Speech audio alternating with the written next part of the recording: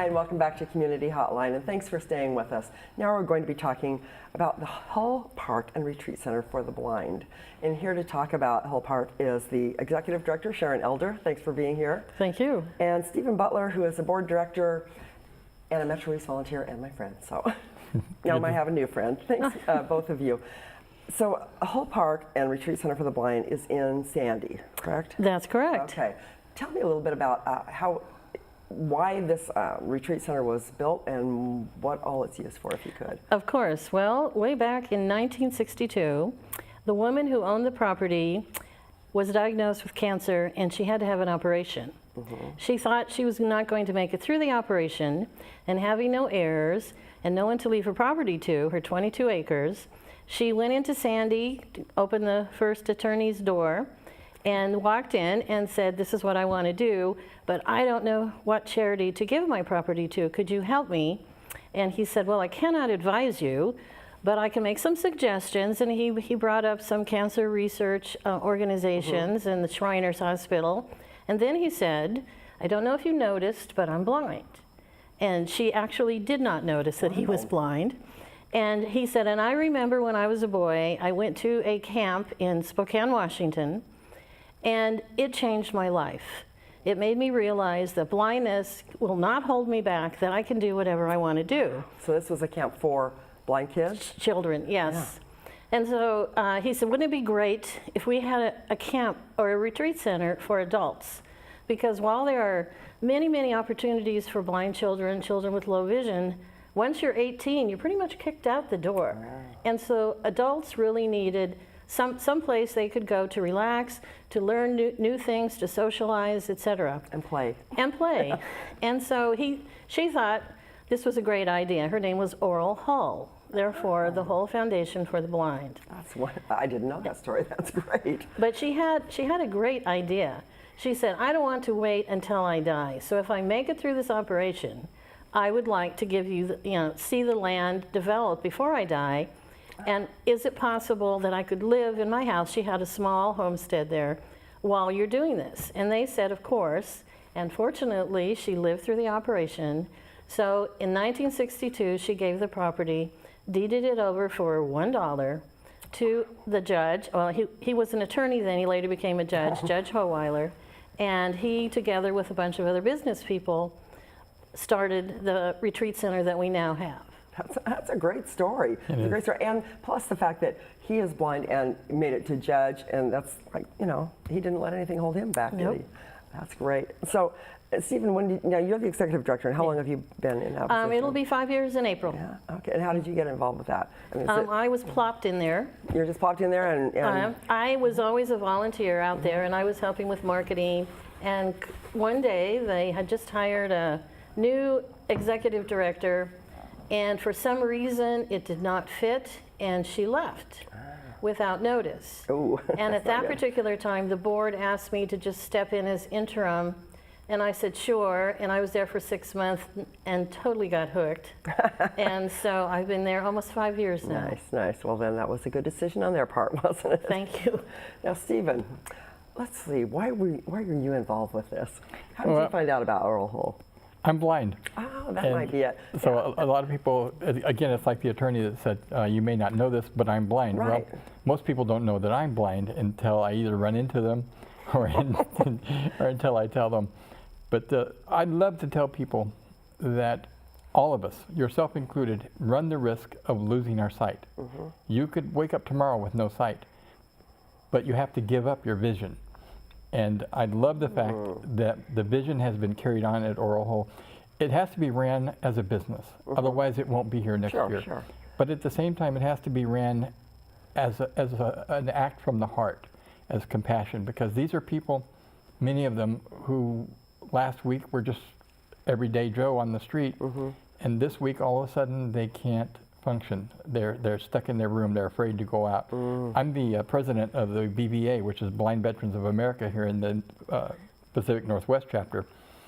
And a lot of our veterans, young veterans, are warriors one day, and then because of trauma or any number of things, the next day they have somebody having to hold them by the elbow and say, "Watch out for that curb," and they become very isolated. Yeah, what a transition to have to make. We had a great experience. We raised money recently and were able to sponsor or scholarship a veteran from the sandbox, we call it, from the desert. He's lost his eyesight as a result of chemotherapy. Oh, wow. And he was isolating. You could see he was spiraling downward. Mm-hmm. And after having gone to this last retreat, he's just, in fact, Sharon will probably address it a lot better than I can. He came out of his shell. He was happy. He wants to be there. He's asking about volunteering. Oh, and see, that's a beautiful thing, just to be able to have people know that there's others in that same situation, and that it doesn't have to limit them. For example, Stephen has been a cameraman on the show many times, and that surprises people. How can you have a cameraman who's blind, but you have that small window of vision? I have 5 degrees. I have 5 degrees of vision left in one eye. And as long as we're not a moving, dancing, show, which I don't usually do that. Acting as a cameraman, I get better vision because the cameras, does the camera at home, it condenses the field of vision into a very small area, a small space. So it allows me to see more through the viewfinder than it does if I'm looking just around. Right. And so, which is great. So things that you may never think right. that you would be able to do, you might be able to do. Well, how many times have we shocked people by saying, oh, this is Steve, he's our cameraman. Oh, by the way, he's blind. Yeah. It's actually pretty fun. But just to get people's surprised reactions. You brought a video that really gives a feel for how the retreat works and the things that people can get out of it. And I think we should take a look at that now. So let's roll that video. When you wish upon a star. This is my 5th year here. I can honestly say the blindness thing never bothered me the entire time I was here. It always makes me very happy to be around other blind people who are willing to get out and do things. I think what I'll take away more than anything from this year is the fun. I've done a few things that I've never done before. I've never gone whitewater rafting. The first time I got on that raft, I was like, oh my God, what am I doing? And by the end of the day, I was loving rafting. Found that I was able to challenge myself to do things that I was glad I was actually able to do. I talked to Mike right before we came here. I said, what was the most fun activity that you had? And he says, jumping off ladders. I had the most fun on the rafting and the challenge course, and just being in the camaraderie of everybody working together to enjoy those activities. I did learn a couple new things this week myself, including learning to tango with my husband. I had a very profound experience this year. The camp has really sort of re-energized me and filled my soul. This place is a special place. It leaves me memories that I think about all year long when I go home and when I have tough times. It really gives me a chance to get away from the rat race and the challenges that I face every single day in the sighted world. Every person, whether you're blind, sighted, everyone has a gift.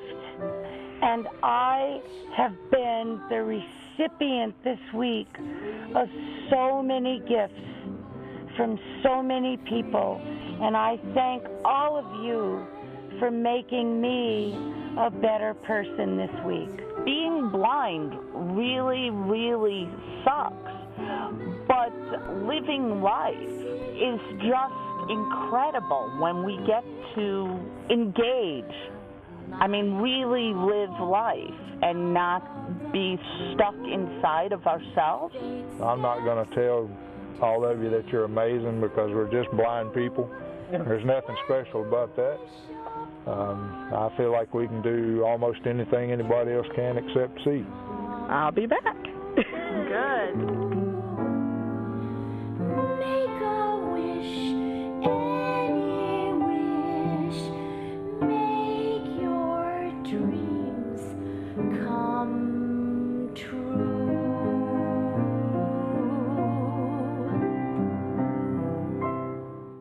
It was just wonderful. I love that.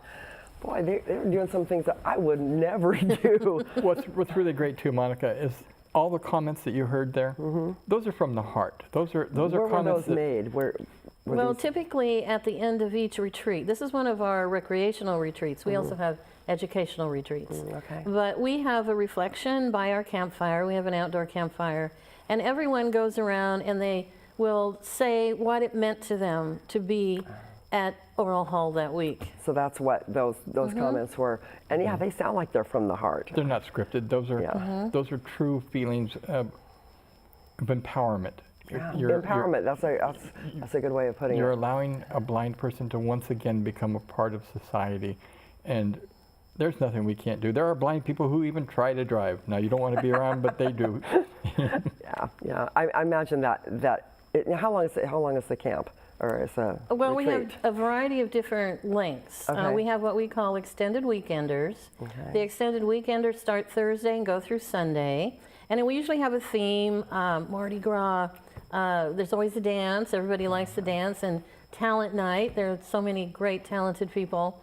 And we will have various activities. But then our summer months are 6 nights and 7 days. Okay. Or our summer retreats, I should say, are 6 nights and 7 days. And we have people come from all over the United States. Wow. Do you still have room for this summer? I do in our what we call the High Adventure. And what you saw Like on the jumping video, off a- yes, the video was the High Adventure. And that's the other thing that we do. We do have different physical levels of activity, so y'all don't have to jump off that high zip line, or it's not a zip line, The a bungee bungee? jump. Yeah.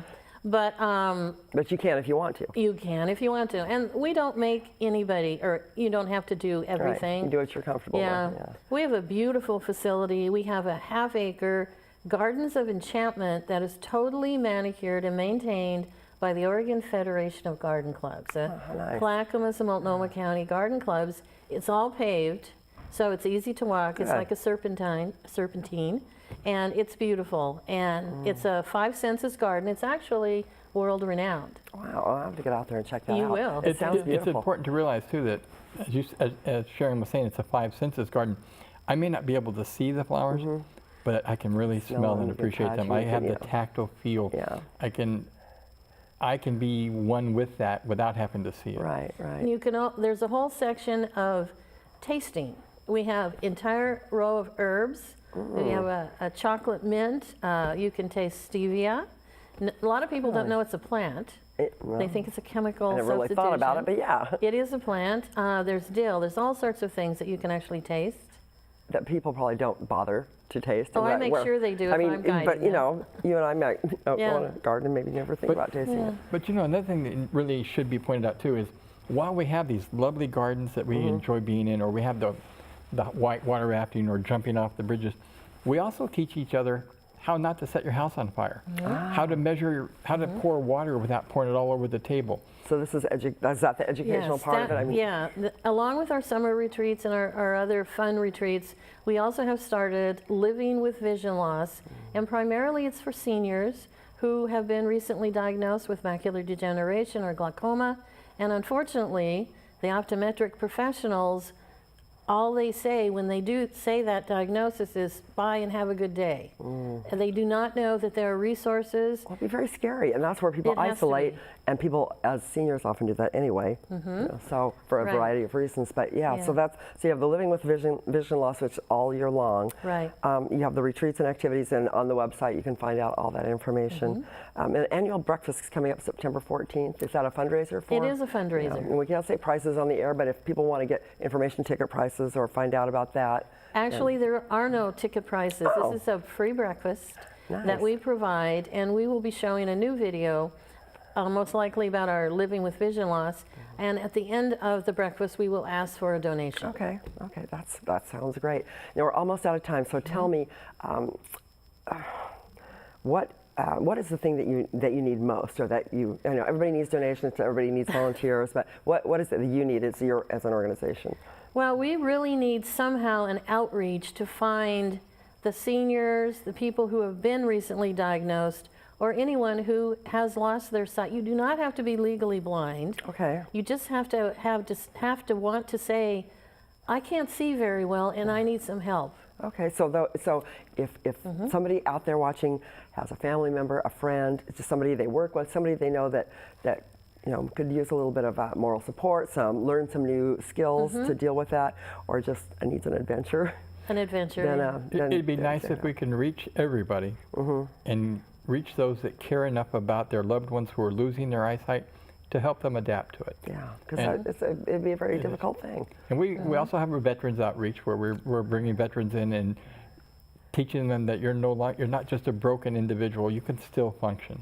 Great. And so you're we're doing really some happy. amazing work. That's wonderful. I wish I had more time to talk to you because I have a lot more questions, but maybe Well, you we'll can come have you back out on to the park. again. I would love to come out to the park. I would love to. Yeah. So we'll do that and keep up the good work and get out there and do your zip lining and your bungee jumping. Oh my goodness. Thank you. Yes, thank you Thank very We you much. also do Monica. tandem skydiving, but you just didn't see it.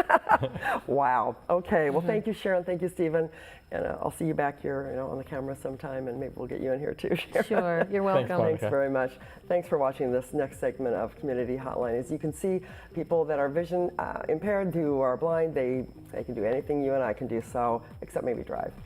So do let them know about this organization, and don't go away. We'll be right back with our final segment of Community Hotline.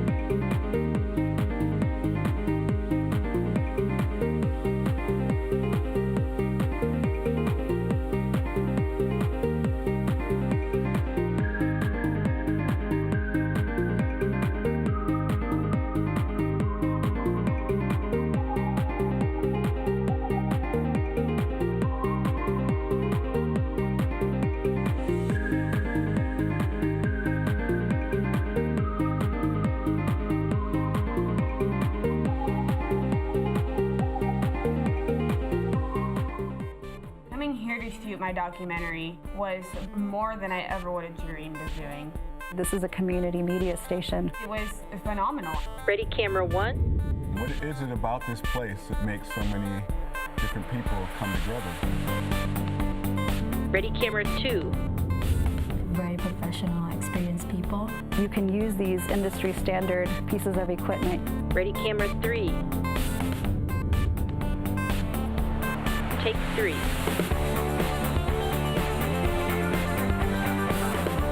You don't have to be rich to do this. Open people's eyes to something they've never even thought of before. Cool stuff happens. It becomes this community. That's going to really change who's telling the stories and who's controlling the messaging.